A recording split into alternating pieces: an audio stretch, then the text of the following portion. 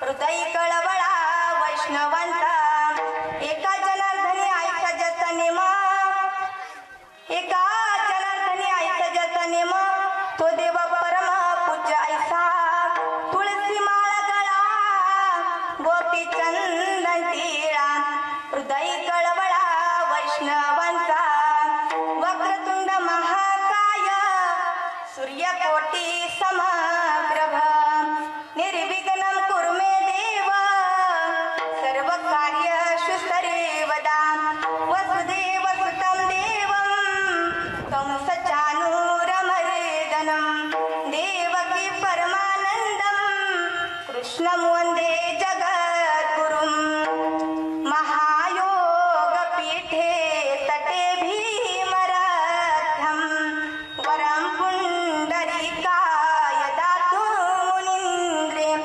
समागत तिष्ठन् समानन्दं भजे पाण्डुरङ्गं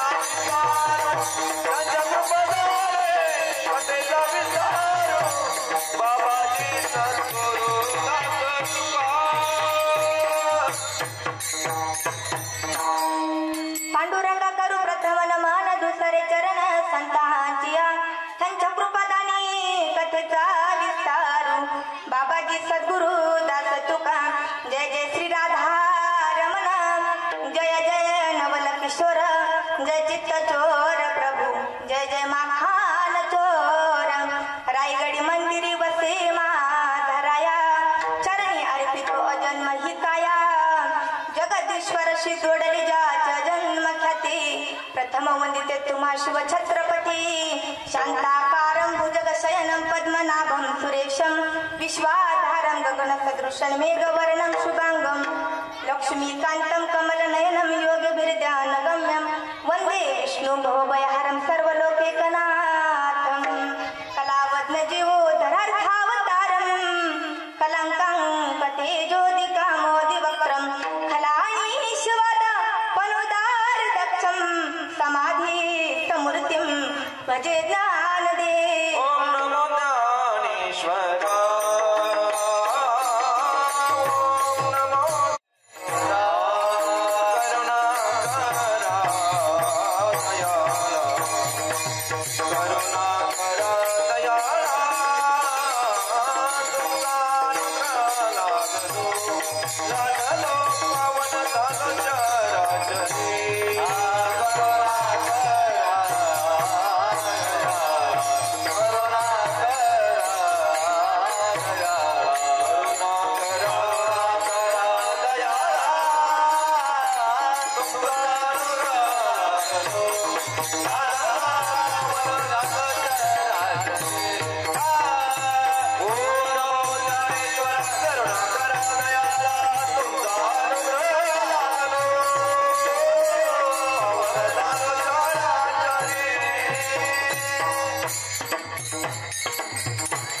ओम नमो ज्ञानेश्वर करुणा करा या दयाळा तुमचा अनुग्रह दादलो पावन झालो चराचरी मनोजव मारुत तुल्य वेगम जितेंद्रियं बुद्धिमत्ता वरिष्ठं वातात्मजं वानरयुत मुख्यं श्रीरामदूतं शरणं प्रपद्ये।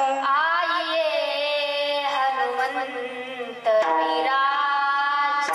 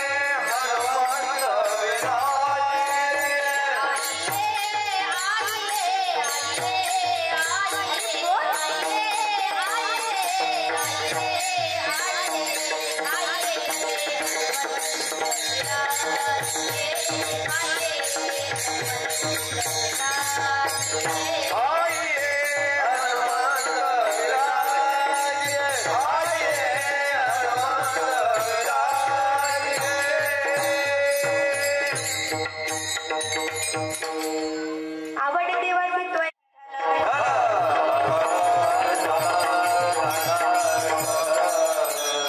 प्रस्तुत प्राप्त वेळी प्राप्त स्थळी कीर्तन रूपी सेवेकरिता निवडलेला अभंग अनंत कोटी ब्रह्मांड नायक पंढरीशी पांडुरंग परमात्मा यांचे लाडके भक्त असणारे एकनाथ महाराज उत्कृष्ट असा नामपर प्रकरणातील काही नाही फक्त 4 चरणाचा अभंग आजच्या सेवेकरिता निवडलेला आहे। विठ्ठल विठ्ठल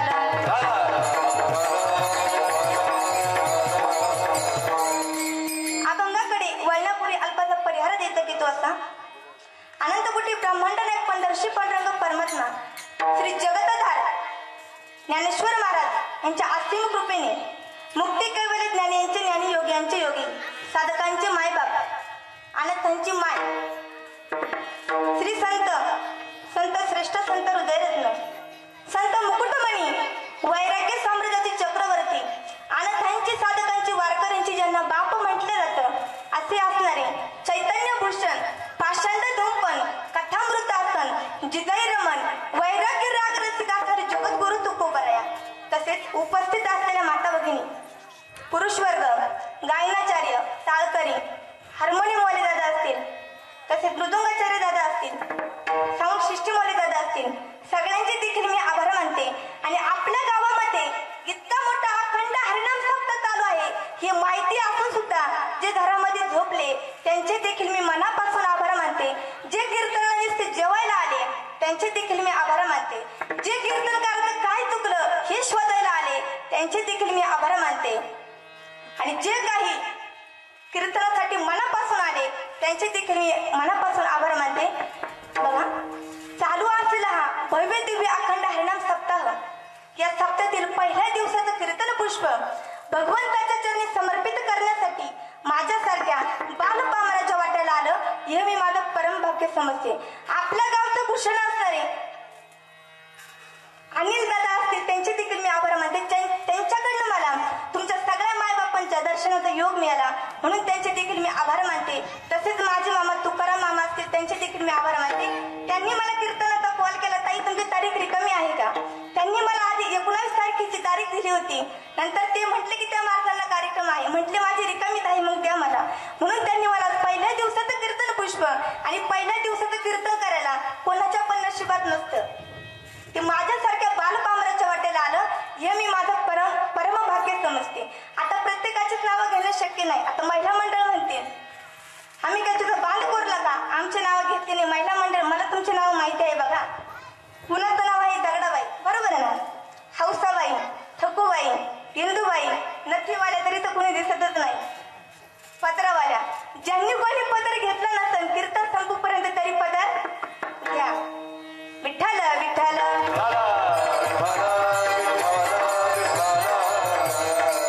बघा इथं माझ्यापेक्षा सगळे ज्ञानाने वयानं तपाने सगळं ज्येष्ठ मंडळ आहे. सगळ्यात लहान तर इथं मीच आहे, बरोबर ना? मी आणि माझी मैत्रीण. बाकी सगळे माझ्यापेक्षा वयानं तपानं सगळी मंडळी ज्येष्ठ आहे. सगळ्यांच्या चरणी नतमस्तक होते आणि सेवेला सुरुवात करते. बघा खूप मोठं कार्यक्रमाचं आयोजन नियोजन आहे. इथं आल्याच्या नंतर मला असं वाटलं होतं इथं कार्यक्रमाला कोणी येतं की नाही, पण खूप समाज उपस्थित आहे म्हणून त्यांचे देखील मी आभार मानते. बघा ही माझ्या प्रत्येक कीर्तनामध्ये आवर्जून एक वाक्य सांगत असते, जिंदगी में सपना हर कोई सजता है, जिंदगी में सपना हर कोई सजता है, लेकिन हर किसी की भगवान कभी पूरा नहीं करता. उसी तरह इस धर्म मंडप में आना चाहता है.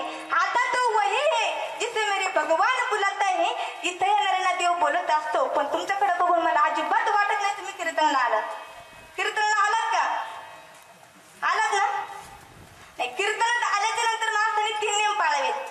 त्यातला पहिला नियम असा आहे की पाठीचा कणा दाट असला पाहिजे, बरोबर ना? कारण आपण पवित्र अशा मातीत जन्माला आलोय, पवित्र अशा कुळात जन्माला आलोय. पवित्र ते कुळ पावन तो देश, पवित्र ते कुळ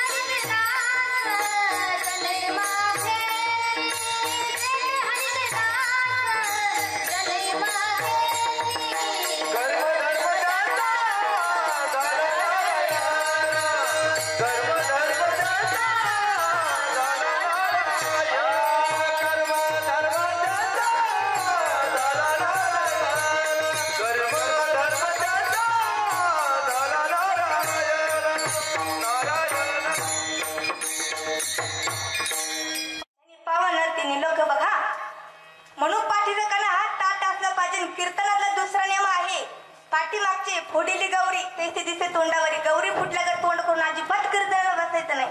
मला सांगा महिला मंडळ देणारा कोण आहे? कोण आहे? देव. बोलत चला, बोले नाही तर कीर्तन मी इथेच थांबेल. देणारा कोण आहे?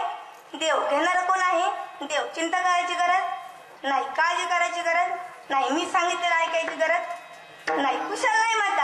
आणि हा समाज असंच आहे, जे कर म्हटलं ते कधीच करणार नाही, जे करू नको म्हटलं ते केल्याशिवाय राहणार नाही, जे खा म्हटलं ते खाणार नाही, जे खाऊ नको म्हटलं ते खाल्ल्याशिवाय राहणार नाही, जे पी म्हटलं ते पिणार नाही, जे पिऊ नको म्हटलं ते पिल्याशिवाय राहणार नाही.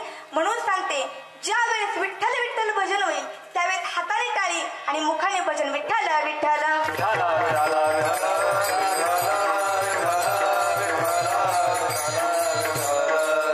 बघा कोणी विचारल काय करतात तुमचे संत, कोणी विचारल काय करतात तुमचे संत, आमचे संत लिहितात ग्रंथ.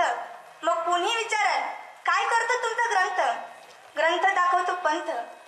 मग कोणी विचारल काय करतो तुमचा पंथ, पंत दाखवतो भगवंत. मग कोणी विचारल काय करतो तुमचा भगवंत? भगवंत करतो दुःख नाशाचा अंत. म्हणून मूळ पाया संत विठ्ठल विठ्ठल.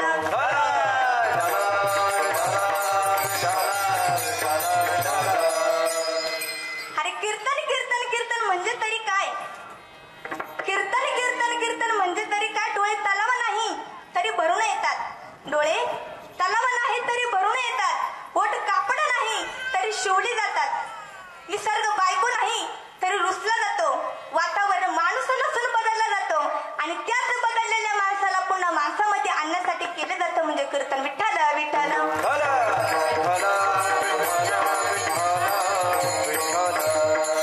बघा पहिला नमस्कार ज्यांना की ज्यांनी सृष्टी निर्माण केली त्या पांडुरंग परमात्म्याला.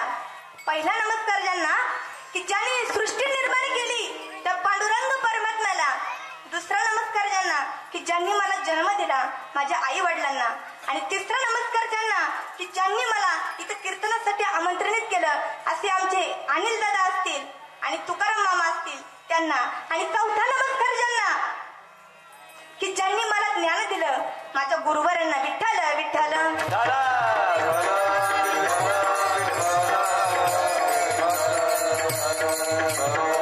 बघा आज जो काही अभंग निवडलेला आहे तो आहे एकनाथ महाराजांचा. आपण जर एकनाथ महाराजांचा जर अधिकार बघायला गेलो तर एकनाथ महाराजांचं जीवन कसं आहे? त्रिसंगमी जीवन आहे. बघा आमचे एकनाथ महाराज संतही होते, श्रीमंतही होते आणि शांतही होते असे आमचे एकनाथ महाराज. एकनाथ महाराजांचा अभंग नामपर प्रकरणातील अभंग बघा. 7 दिवसामध्ये 7 प्रकरणात बरोबर. पहिल्या दिवशी घेतला जातो नामपर, दुसऱ्या तिसऱ्या दिवशी घेतला जातो संतपर, चौथ्या 5व्या दिवशी घेतला जातो उपदेशपर, 6व्या दिवशी घेतला जातो मागणीपर आणि 7व्या दिवशी घेतला जातो कालापर. आज पहिल्या दिवसाचं कीर्तन असल्यामुळं मी नामपर प्रकरणातील अभंग निवडला आणि अभंग आहे आमच्या एकनाथ महाराजांचा. बघा एकनाथ महाराजांचा अधिकार साधा नाही. एकनाथ महाराजांच्या घरी श्रीखंडाच्या रूपात 36 वर्ष देवाने काय केला तर कावडीने पाणी जागरी चक्र पाणी वाहे. चक्र पाणी वाहे.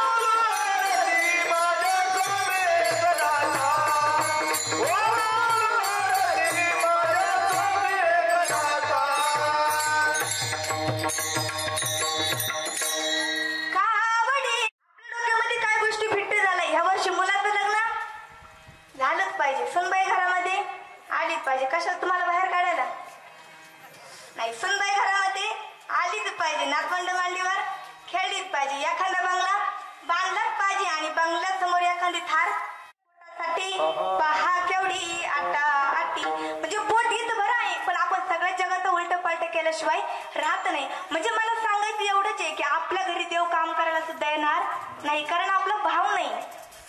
आपण देवाचं नामस्मरण सुद्धा कधी करत नाही. की मला फक्त पंढरपूरला घेऊन जा ते मी सांगणार आहे पुढं. मला पंढरपूरला घेऊन जा म्हणजे देवाने सुद्धा शब्द ऐकला आणि धावा चालू केला. पांडवासुद्धा वनवासी तेव्हा का आले कौरवासी त्याने पाठिले ऋषीशी सत्व हरवायशी. म्हणजे बघा संकट पडले भारी कृष्ण धावरे लवकरी. द्रौपदी मातेवरती ज्यावेळेस संकट पडलं होतं ना त्यावेळेस द्रौपदी मातेने काय केलं भगवान श्रीकृष्णाचा धावा करायला चालू केला. आणि भगवान श्रीकृष्ण जेवण करत होते.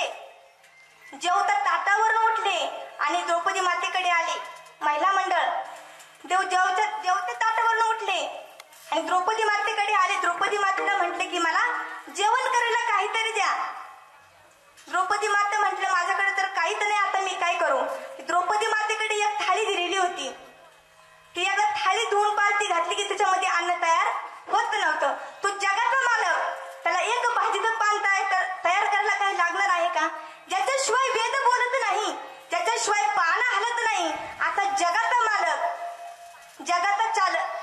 चालक तुझिया सत्तेने वेदांसी बोलाने तुझिया सत्तेने वेदांसी बोलाने तुझिया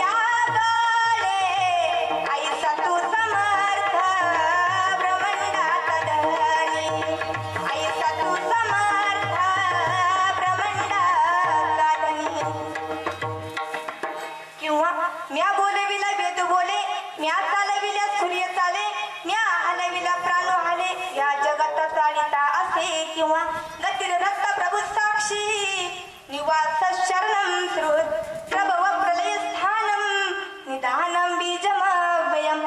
तो जगत मालक, जगत चालक, जगत नियंता परमपिता हा द्रौपदी मातेकडे आला. द्रौपदी मातेकडे भगवान श्रीकृष्ण आले. द्रौपदी मातेला म्हटले की मला काहीतरी खायला द्या. त्यावेळी भाजी पाना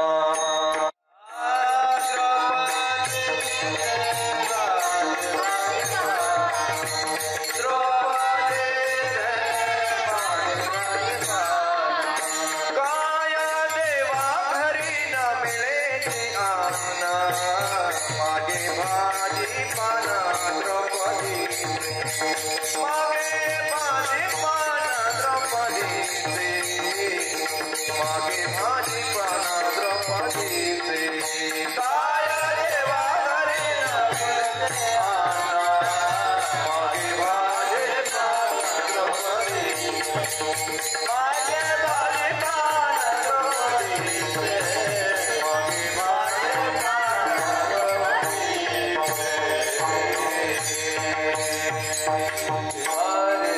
त्यावेळी द्रौपदी मातेला ती थाळी आणायला लावली. थाळी आणल्याच्या नंतर त्या थाळीला एक भाजीचं पान चिकटलेलं होतं. ते पान घेतलं, जगाच्या मालकाने खाल्लं आणि तृप्तीचा ढेकर दिला. त्यावेळी जगाचा मालक म्हटला की जा, त्याचे काय होतील, अन्नाचे पर्वत तयार होतील. म्हणजे मला सांगायचं एवढंच आहे, देवाने काय केलं, द्रौपदी मातेला अन्न दिलं, पण आधी द्रौपदी मातेकडनं काय घेतलं, भाजीचं पान घेतलं. देव बघा, सुदामदेव आणि भगवान श्रीकृष्ण हे बालपणीचे मित्र होते. हे शिकतानीपणे एकत्र शिकले, सांदीपणे गुरु यांच्याकडे शिकले. दोघं एकत्रच होते. सुदामदेवाची दरिद्री होती आणि भगवान श्रीकृष्णाची खूप श्रीमंती होती, खूप श्रीमंती होती. आणि त्यावेळेस सुदामदेवाची आखी नगरी सोन्याची करून दिली. पण आधी काय घेतलं, मुठभर पोहे घेतले, बरोबर ना. आधी मुठभर पोहे घेतले आणि मग आखी नगरी सोन्याची करून दिली. म्हणजे देव काय करतो, आधी आपल्याकडनं घेतो आणि मग देव आपल्याला देतो. की नुकतीच वेलेली गाय होती, तिचं वासरू तिच्या पायावरती उभं राहिलं आणि लगेच आपल्या आईला लात मारली. चौथं आश्चर्य पाहिलं नकुलाने की दोन विहिरी होत्या, अगदी शेजारीत होत्या, जशा काही सख्या बहिणीत. एक तुडुंब भरून वाहत होती आणि एकीचं पाणी एकदम तळाशी होतं. पाचवं आश्चर्य पाहिलं सहदेवाने. पाचवं आश्चर्य पाहिलं सहदेवाने. सहदेव एका रस्त्याच्या कडेने चालले होते. भला मोठा डोंगर होता, डोंगरावरून घरंगळत येत होता. सहदेव म्हटले की आता आपण जगणार नाही.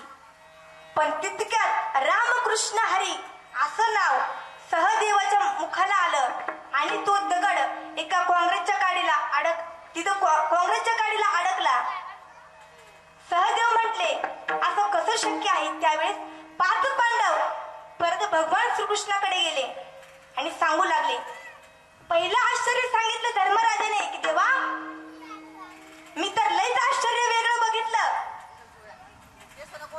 देवाचं वाहन गरुड आहे, पंखावरती 4 वेद लिहिलेले आहे, पण तोंडामध्ये काय आहे, मांसाचा तुकडा आहे. त्यावेळेस भगवान श्रीकृष्ण म्हटले की येणारं युग हे कलियुग असंच आहे. ज्ञानेश्वरी गाता तोंड पाहत असत, पण ते काय करणार आहे, मांस भक्षण करणार आहे. दुसरं आश्चर्य बघितलं भीमदादाने. भीमदादा म्हटले की देवा, अहो अख्खं महाभारत संपलं, पण 2 तोंडाचा हत्ती काय मी कुठंच बघितला नाही. त्यावेळेस देव म्हणाले, भगवान श्रीकृष्ण म्हटले भीमदादा, हे येणारं कलियुग आहे, हे कलियुग असंच असणार आहे. जोपर्यंत माणसं समोरासमोर आहे तोपर्यंत हे तोंडावरती गोड बोलणार आणि एकदा पुढे निघून गेले की लगेच त्याची निंदा करायला सुरुवात करणार. येणारं युग हे कलियुगच आहे. तिसरं आश्चर्य बघितलं अर्जुनाने.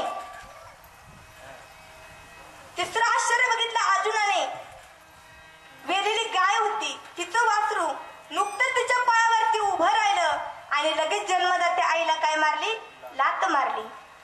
भगवान श्रीकृष्ण म्हटले येणारं युग एक कलियुग आहे. या कलियुगामध्ये असंच घडणार. ज्या आई वडिलांनी आपल्याला जन्म दिला त्यांच्या पायावरती डोकं ठेवायच्या ऐवजी त्यांनाच त्या पायाने लाथाने मारणार. चौथं आश्चर्य बघितलं नकुलाने की अगदी 2 विहिरी होत्या.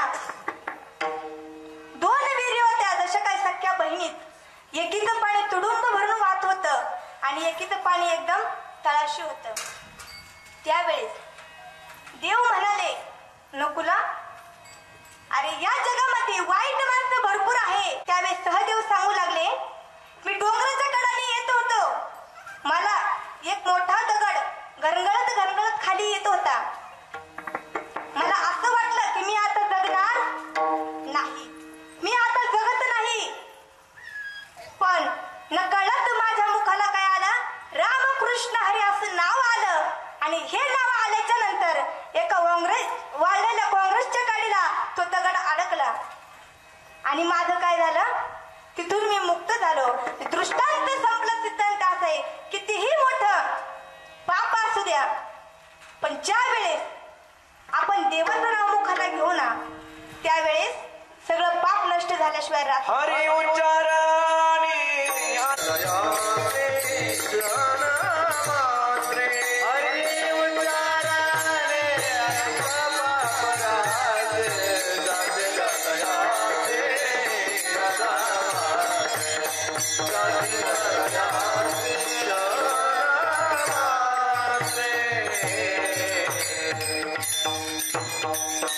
हरी उच्चाराने अनंत पाप.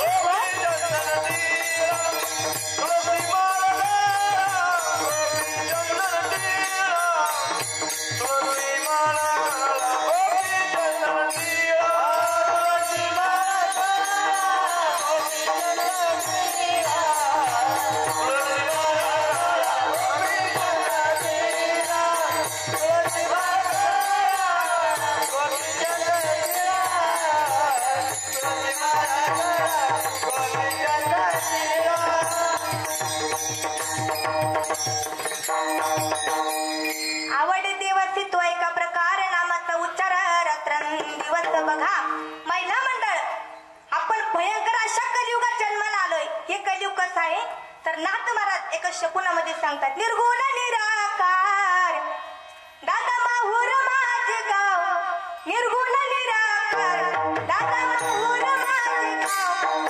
शकून शकून शकून शकून शकून सांगावया आले माई माझे नाव. शकून सांगावया आले माई माझे नाव. शकून सांगावया आले माई माझे नाव. शकून सांगावया आले माई माझे नाव. निर्गुण निराकार दादा माहूर माझे गाव, निर्गुण निराकार दादा माहूर माझे गाव.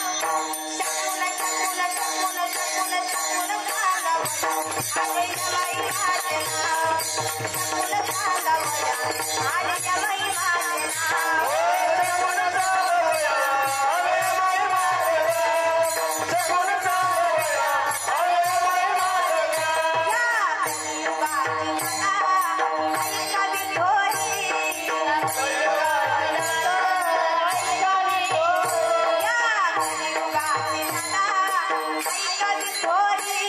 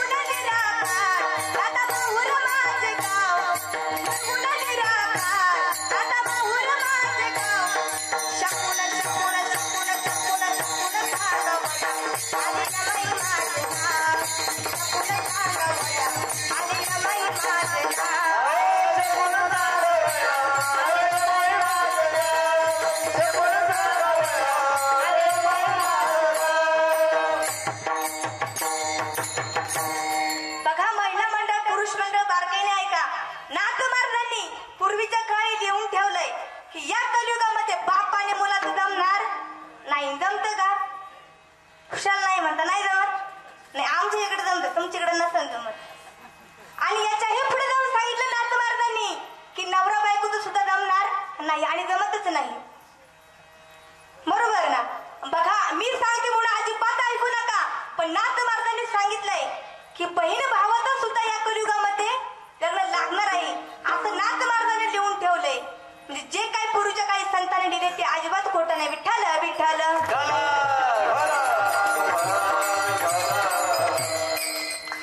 बघा, अशीच एक फॉरेनची मुलगी पंढरपूरला आली.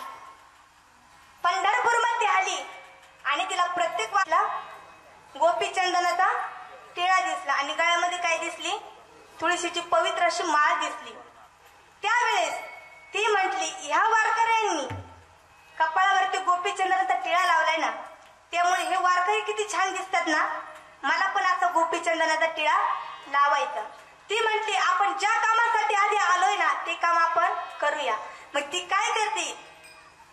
मंदिरात जाते, दर्शन वगैरे घेते, दर्शन घेऊन बाहेर येते. बाहेर आल्याच्या नंतर ती एका दुकानात जाते. दुकानात गेल्याच्या नंतर एका दादाला प्रश्न करते, दादा हा गंध कितीला आहे? त्यावेळी दादाने सांगितलं की ताई, ह्या गंधाची 5 रुपयाला हा गंध आहे. त्यावेळेस ती म्हटली, दादा मला 10 रुपयाचे 2 गंध द्या. पण तिने प्रश्न केला की दादा, जशी गोळ्या औषधाला एक्सपायरी डेट असते ना तशी या गंधाला नाही ना? दादा, जशी गोळ्या औषधांना एक्सपायरी डेट असते ना तशी या गंधाला नाही ना? तर त्यावेळेस दादाने गोड उत्तर दिलं. तो म्हटला, ताई जशी गोळ्या औषधांना एक्सपायरी डेट असते तशी या गंधाला नाही, पण जो कोणी हा गंध लावेल ना त्याच्या जीवनाची एक्सपायरी डेट वाढल्याशिवाय राहणार नाही, त्याच्या जीवनाची एक्सपायरी डेट वाढल्याशिवाय राहणार नाही. म्हणून सांगते संगत संतांची करायची. कारण बघा, असंच उन्हाळ्याचे दिवस होते आणि उन्हाळ्याचे दिवस होते. एक राजा जंगलामध्ये झाडाच्या सावलीला जाऊन बसला होता. सावलीला बसला आणि वरती एक कावळा होता आणि कावळ्या शेजारी राजा हंस नावाचा होता माहिती आहे ना सगळ्यांना. कावळ्याचा कलर कसा आहे आणि राजहंसाचा, बरोबर ना. बघा त्यावेळेस कावळा आणि राजहंस हे दोघंही शेजारी बसले होते. पण राजहंस म्हटला की आपला राजा खाली बसलाय, राजा आपलं रक्षण करतोय, म्हणजे आपलं काहीतरी काम आहे का राजाचं, पण आपण रक्षण केलं पाहिजे. त्यामुळं राजाच्या तोंडावरती जे ऊन पडत होतं ना, ते का राजहंसाने काय केलं, आपले पंख पसरवले आणि पंखावरती ते ऊन, त्यांनी त्याच्या पंखावरती ते ऊन घेतलं आणि राजाला निवांत झोप लागली. राजाला निवांत झोप लागली, पण राजा शेजारी बसला होता कावळा. कावळ्याला राजा झोपलेला काही आवडलं नाही. मग कावळ्याने काय केलं, राजाच्या कपाळावरती चंदन लावला. राजाला जाग आली, राजा उठला. राजाने मागचा पुढचा विचार नाही केला, लगेच धनुष्याला बाण लावला आणि तो बाण सोडला आणि राजहंस मरून खाली पडला. इथं बसलेल्या प्रत्येक राजहंसाला विनंती आहे, जागे आहे ना राजहंस, मग लक्ष देऊन ऐका. तर कावळ्याने चांगलंच काम केलं होतं, पण संगतीमध्ये कावळ्याच्या राहिला म्हणून राजहंसाला सुद्धा मरावं लागलं. म्हणून सांगते, तुम्हाला जर मरायचं जर नसेल तर काय करा, संतांचे करा. संत संगतीचे काय सांगू सुख, आपण पारिके नाही तेथे साधू थोर जाना कलियुगी. संतांची करायची, महिला मंडळ भजन देवाचं करायचं. गळ्यामध्ये काय घालायची, पवित्र अशी तुळशीची माळ घालायची आणि कपाळावरती काय लावायचं, अभंगाचं दुसरं चरण. तुळसी माळ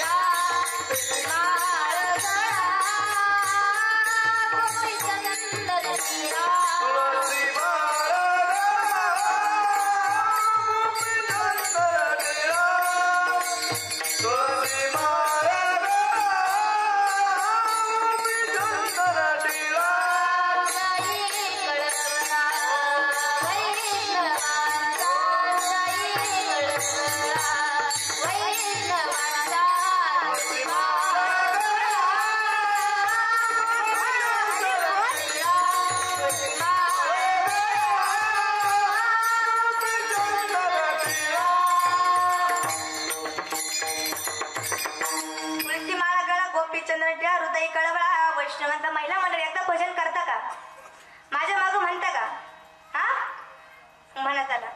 सुंदर माझी जाते ग फिरते बहुतुके, जेवायचंय पण मी काय कीर्तन 12 वाजल्याशिवाय सोडणार नाही, कारण मध्ये लाईट गेली होती. मग म्हणा मोठ्याने म्हणा, जे कोणी म्हणणार नाही ना, बघा इथं शूटिंग चालू आहे, मला शूटिंग मध्ये बरोबर दिसेल, मी तिला इथं उभं राहून म्हणायला आहे. मग बघा कसं म्हणायचं, म्हणा सुंदर माझे जाते ग फिरते बहुतुके.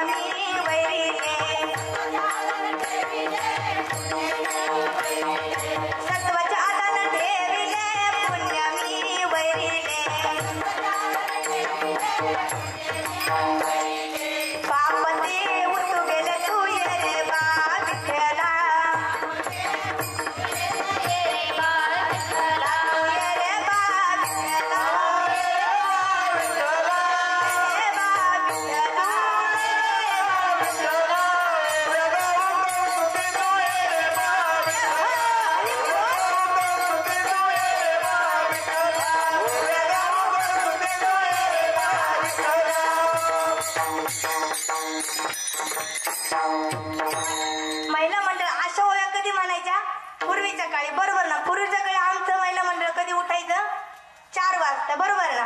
पण पूर्वीच्या काळी काय घड्याळ नव्हता, अलाराम नव्हता. पूर्वीच्या काळी काय होतं, कोंबडा आरवायचा बरोबर ना. पण आताचे कोंबडे कधी आरवतील सांगता येत नाही. पूर्वीच्या काळी कोंबडा आरवायचा. आमच्या महिला मंडळाला जागीचे आमचं महिला मंडळ उठायचं. पूर्वीचं काळ आणि आता तो कलियुग फार बदलत आले बघा. पूर्वीच्या काळी काय होतं महिला मंडळ, नेहरू आणि धोतर. आता काय निघलंय, सिगारेटचे पॅन्टी बरोबर ना. पूर्वीच्या काळी होतं नेहरू आणि धोतर, आता निघलंय सिगारेटचे पॅन्टी.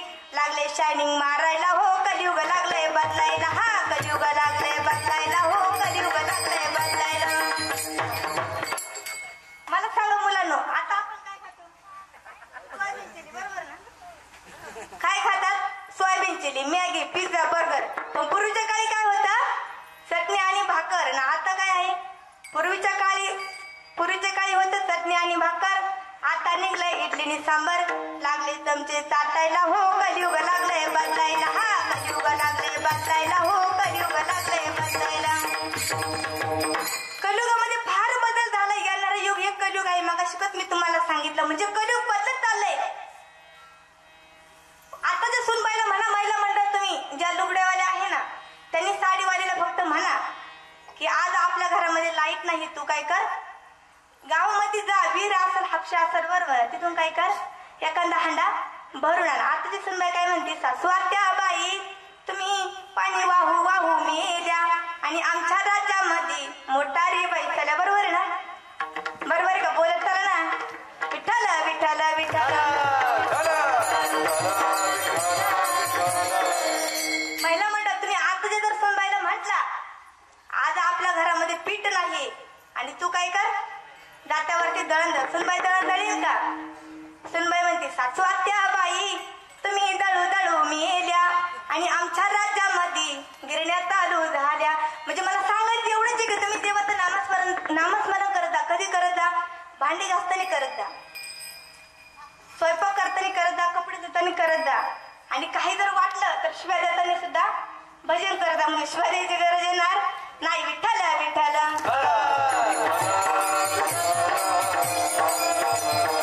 कारण भगवंतानी तुम्हाला आणि मला हा नरदेह दिलाय. हा नरदेह कशासाठी दिलाय, देवे दिला देह भजन गोमटा, तोया झाला फाटा बादी केता. भगवंतानी नरदेह दिलेला आपल्या भजनासाठी, पण त्याचा उपयोग करतोय आपण भोजनासाठी. बघा आपल्याला हाताच्या जागी हात दिले, पायाच्या जागी पाय दिले, डोळ्याच्या जागी डोळे दिले, कानाच्या जागी कान दिले. मग आपल्याला काय प्रॉब्लेम आहे देवाचं भजन न करायला. आपण कधी देवाचं भजन करतो का. आणि आपला समाज तर अजिबात करत नाही बरोबर ना. कधी हरिपाठाला नाही, कधीच नाही, कधी काकडाला तर विषयच नाही. तुम्ही म्हणशाल काय तो काकडा, सकाळी मस्त पाठ झोप लागते यांचा काकडा बरोबर ना. असे गावामध्ये काही जण असतात ज्यांची गावामध्ये घर आहे ना, ते म्हणतात विठ्ठल विठ्ठल.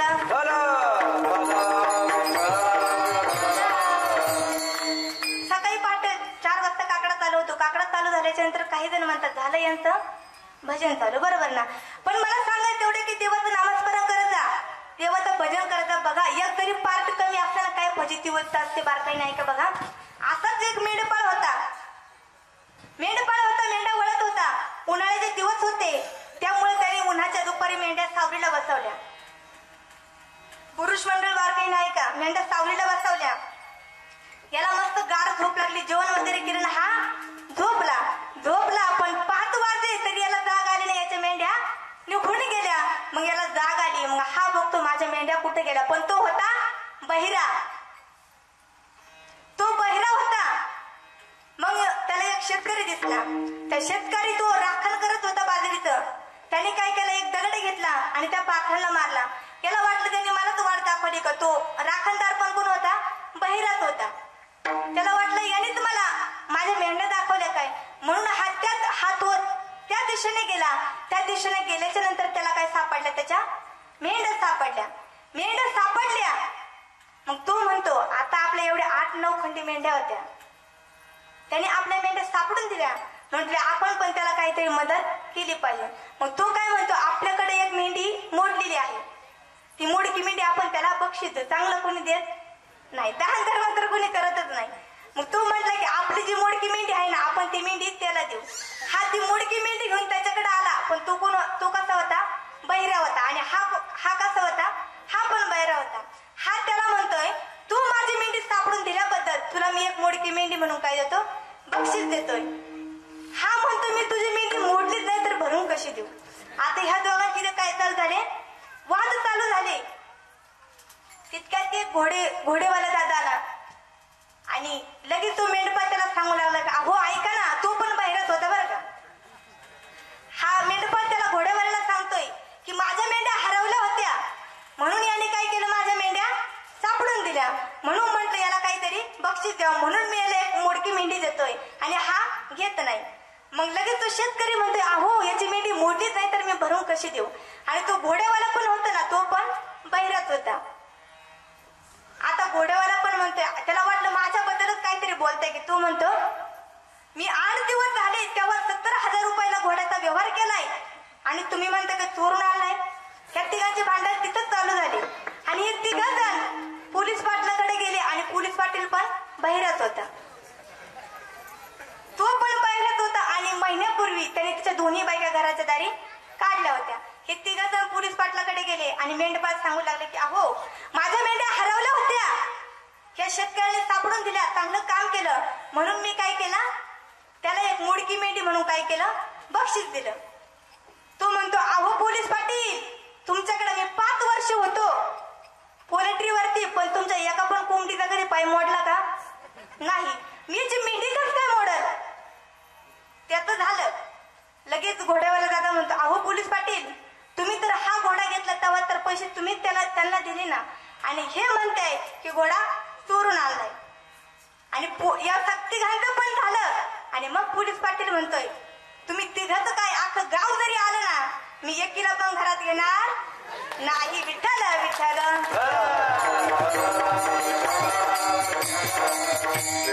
म्हणून सांगते देवाने तुम्हाला आणि मला हा नरदेह दिलाय, त्याचं काय करा, भजन करा. मग करा एकदा वर हात करा, पटकन दोन्ही वर हात करा. पाठीमागचे माझं लक्ष आहे तुमच्याकडे, झोपले नाही ना, हात वरती केले नाही सगळ्यांनी पाठीमागचे. विठोबा रखुमाई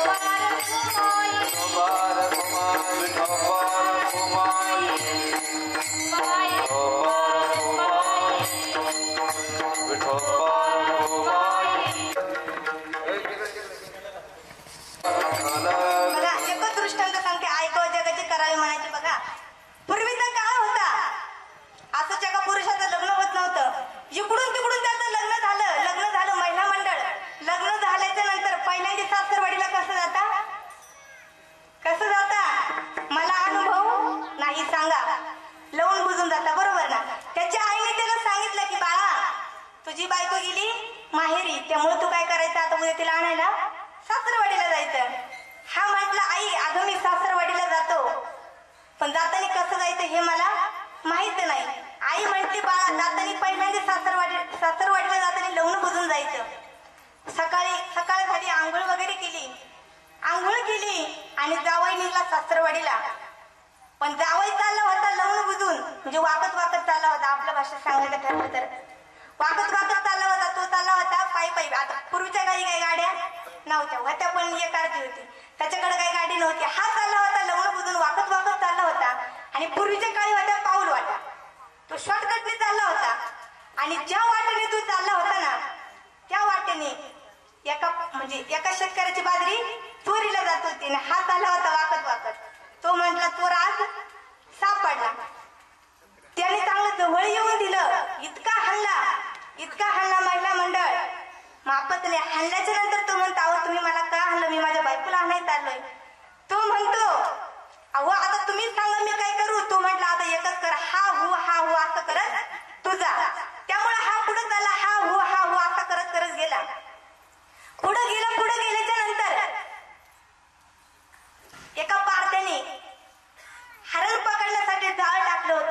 आणि त्याचं एक हरण गुंतलं होतं, दुसरं हरण गुंतणार, हा तिथं गेला आणि हा हू असं करत होता. त्याचं पहिलं हरण गुंतलं, दुसरं हरण गुंतणार, हा तिथं गेला, ते हरण पळून गेलं. पहिलं जे गुंतलं होतं ते पण निघून गेलं आणि जे गुंतणार होतं ते पण पळून गेलं. त्याला इतका राग आला, त्याने मागचा पुढचा विचार न केला, इतका हल्ला, हल्ल्याच्या नंतर हा म्हणतो, अहो तुम्ही मला का हल्लं? तो म्हटला, आता तुम्हीच सांगा, मी काय म्हणू? तो म्हटला, आता एकच म्हण, एक गुंतलं दुसरं का गुंताना, एक गुंतलं दुसरं का गुंताना. आता म्हणत हा पुढे गेला. पावसाळ्याचे दिवस होते. एका पुरुषाची गाडी त्या चिखलामध्ये गुंतली होती आणि त्याच्याजवळ तिथं कोणीच गेलं नाही. हा त्याच्याजवळ जाऊन त्याला म्हणतो, एक गुंतलं दुसरं का गुंताना, एक गुंतलं दुसरं का गुंताना. त्यांनी मागचा पुढचा विचार नाही केला, इतका हल्ला. हल्ल्याच्या नंतर हा म्हणतो, अहो तुम्ही मला हल्लं का? मी माझ्या बायकोला आणायला चाललोय. तो म्हटला, आता एकच म्हणायचं, एक निघलं दुसरं का निघाना, एक निघलं दुसरं का निघाना. आता म्हणत हा सासरवाडीच्या गावात जाऊन पोहोचला. पोहोचल्याच्या नंतर तिथल्या जो त्या गावचा मेन माणूस होता, अध्यक्ष होता, तो रोज गोरगरिबांची सेवा करत त्यांना अन्नधान्य पुरवायचा. आणि हा तो वारला होता, त्याची प्रेतयात्रा चालली होती आणि हा त्या खांदेकऱ्यांना जाऊन म्हणतो, एक निघलं दुसरं का निघाना, एक निघलं दुसरं का निघाना, एक निघलं दुसरं का निघाना. त्याने तिरडी खाली ठेवली, पुरुष मंडळ तिरडी खाली ठेवली. इतका हल्ला. हल्ल्याच्या नंतर हा म्हणतो, अहो तुम्ही मला हल्लं का?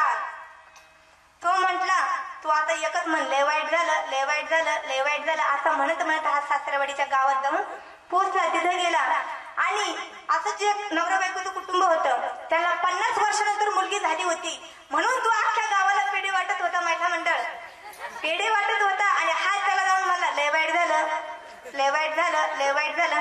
त्यांनी मागचा पुढचा विचार नाही केला, इतका हल्ला. हल्ल्याच्या नंतर हा म्हणतो, आता मी काय म्हणू तुम्ही सांगा. तो म्हटला, आता एकच म्हणले, आनंद झाला. हा गेला सासरवाडीला गेला. सासरवाडीला गेल्याच्या नंतर सासूबाईच्या घराला लागली होती आग. सासूबाईच्या हातामध्ये होतं लाटणं. हा सासूबाईला जाऊन म्हणतोय, लय आनंद झाला.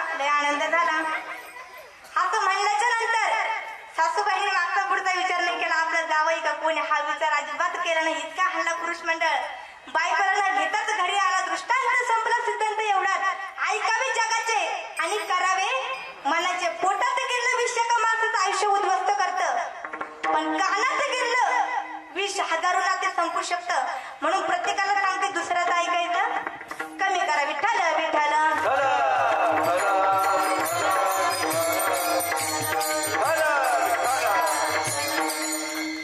बघा, प्रत्येक तरुण मुला-मुलीला हात जोडून पाया पडून विनंती आहे की आपल्या बापाची मान समाजामध्ये खाली जाईल असं कधीच वागू नका.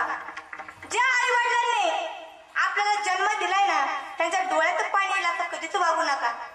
अरे असंच एक मुलगी वाटेने मान खाली घालून चालली होती. तिला एखादा प्रश्न विचारला की, ताई अगं तू मान खाली घालून का चालती?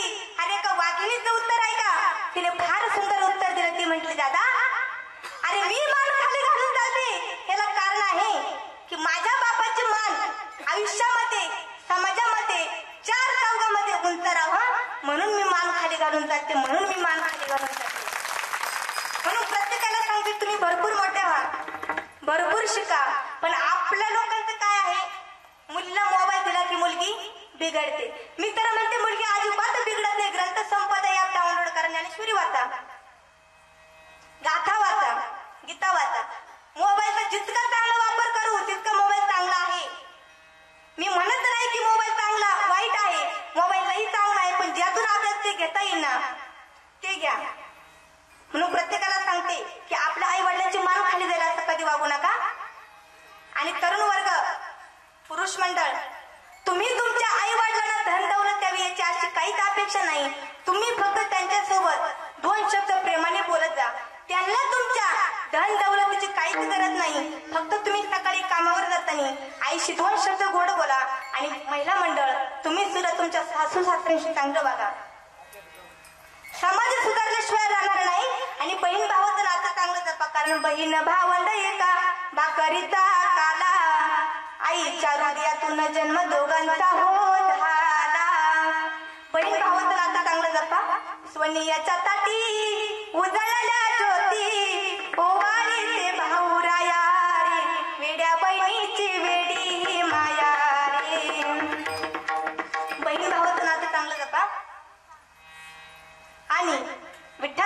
विठ्ठल महिला मंडळ आपल्या मुलांवर चांगले संस्कार होती नाही याला कारण आहे, कारण आमच्या महिला मंडळांना कधी चांगले डोळेच लागते नाही. 5वा 6वा महिना लागला की महिला मंडळांना डोळे लागतात, बरोबर ना. कुणाला चिंता खावेशी वाटतात, कुणाला बोरं खावेशी वाटतात, बरोबर ना. कुणाला वावरातले काळे ढेकळं पण खावेशी वाटतात. आणि एखादा जर शहराचं जर कपल असेल ना त्याला असं वाटतं की थिएटरला खूपच छान पिक्चर चाललाय, जोडीने जावं आणि पिक्चर बघून यावं. आता मला सांगा, आपल्याला जर पिक्चर बघायचे जर डोळे लागले तर मुलं पिक्चरसाठी हिरो होणार नाही का? महिला मंडळ तुम्ही ज्ञानेश्वरी ज्यावेळेस तुम्ही गरोदर असताना त्यावेळेस ज्ञानेश्वरी वाचत जा, तुकाराम महाराजांचा गाथा वाचत जा. तुमचे मुली चांगले जन्माला आल्याशिवाय राहणार नाही. महिला मंडळ मुली कशा जन्माला आल्या पाहिजे? झाशीची राणी लक्ष्मीबाई ती एक होती महान, पुत्र पाठीला ढाल छातीला हाताला तलवार, स्वातंत्र्याचे निशान आम्ही नाही सोडणार. म्हणून सांगते प्रत्येकाला हात जोडून पायापुढे विनंती आहे, चांगलं जीवन जगा. आणि तरुण मुला मुलींना परत सांगते की आपल्या बापाची मान खाली द्यायला असं कधीच वागू नका. विठ्ठल विठ्ठल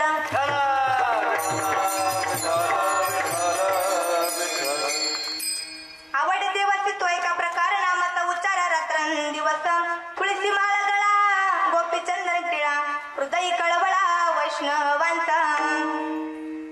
बघा झालेली सेवा भगवान पांडुरंग परमात्म्याची चरणी समर्पित करते. तसेच बघा जर काही चुकलं असेल तर ज्याला एक मुलगी आहे त्याने दुसरी म्हणून माफ करा, ज्याला 2 आहे त्याने तिसरी म्हणून माफ करा, ज्याला 3 आहे त्याने चौथी म्हणून माफ करा, आणि ज्याला एकही नाही त्याने मला दत्तक घेतलं तरी चालेल. आणि जमीन माझ्या नावावरती करून द्या. चालेल का महिला मंडळ पुरुष मंडळ?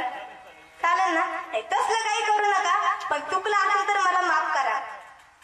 बघा असंच मी पारनेरला एकदा प्रवचनाला गेले, प्रवचन झालं आणि भावपूर्ण श्रद्धांजली वाहण्यासाठी 2-3 जण उठले. त्यांनी माझं दर्शन वगैरे घेतलं आणि ते म्हटले वैकुंठवासी हरिभक्त पारायण साक्षीताई सोडणार, यांना भावपूर्ण श्रद्धांजली वाहतो आणि थांबतो. म्हणजे बरं झालं बाबा तू जिवंतपणीच मला श्रद्धांजली वाहिली.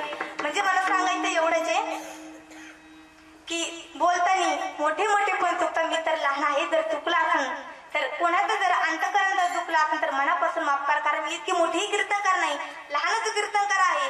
आणि अन्य दादांमुळं तुमच्या सगळ्यांच्या दर्शनाचा योग आला, म्हणून त्यांचे देखील मी एकदा मनापासून आभार मानते. बघा एकदा टाळी वाजवा मृदुंगाचार्य यांच्यासाठी, एकदा टाळी वाजवा गुळवे महाराज यांच्यासाठी, एकदा टाळी वाजवा ह्या महाराजांसाठी.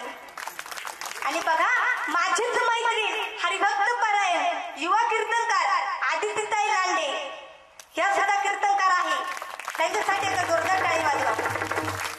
माझ्या कीर्तनासाठी त्या वाघापूरवरून इथपर्यंत आल्या, त्यांचे देखील मी मनापासून आभार मानते. तसेच तुमचं नाव काय? गोरख दादा, त्यांच्यासाठी एकदा जोरदार टाळी वाजवा. बघा ह्या मुलांसाठी एकदा टाळी वाजवा. अशा मुलं जन्माला आले पाहिजे, नातू कीर्तनाचे रंगी ज्ञानदीप लावू जगी. महिला मंडळ आपले मुलं कुठे नाचले पाहिजे? वरातीत नाही तर इथं नाचले पाहिजे. नातू कीर्तनाचे रंगी ज्ञानदीप लावू जगी. ह्या टाळकऱ्यांसाठी एकदा टाळी वाजवा, एकदा टाळी वाजवा. साऊंड सिस्टीम वाले दादा त्यांच्यासाठी, त्यांचे योग्य 10 साऊंड सिस्टीम हो अशी भगवान पांडुरंग परमात्म्याची चरणी प्रार्थना करते. कारण माझा आवाज इतका मोठाही नाही की जे घरामध्ये झोपले माणसं त्यांच्यापर्यंत जाईल, पण त्यांच्यामुळं जे घरामध्ये झोपले ते पण माझं कीर्तन ऐकलंय, म्हणून त्यांचे देखील मी आभार मानते. आणि आज हे कीर्तन तुम्ही कधी पण ऐकू शकता. दादा तुमचं नाव काय? प्रवीण गीते. प्रवीण दादा गीते, त्यांच्यासाठी एकदा जोरदार टाळी वाजवा. कारण आज साक्षीताईंनी काय कीर्तन केले, काय चुका केल्या ह्या तुम्हाला कधी पण बघायला भेटतील. विठ्ठल विठ्ठल आहे ना, 2 हात करा वरती. राधे राधे बोलो राधे राधे, राधे राधे बोलो राधे राधे, राधे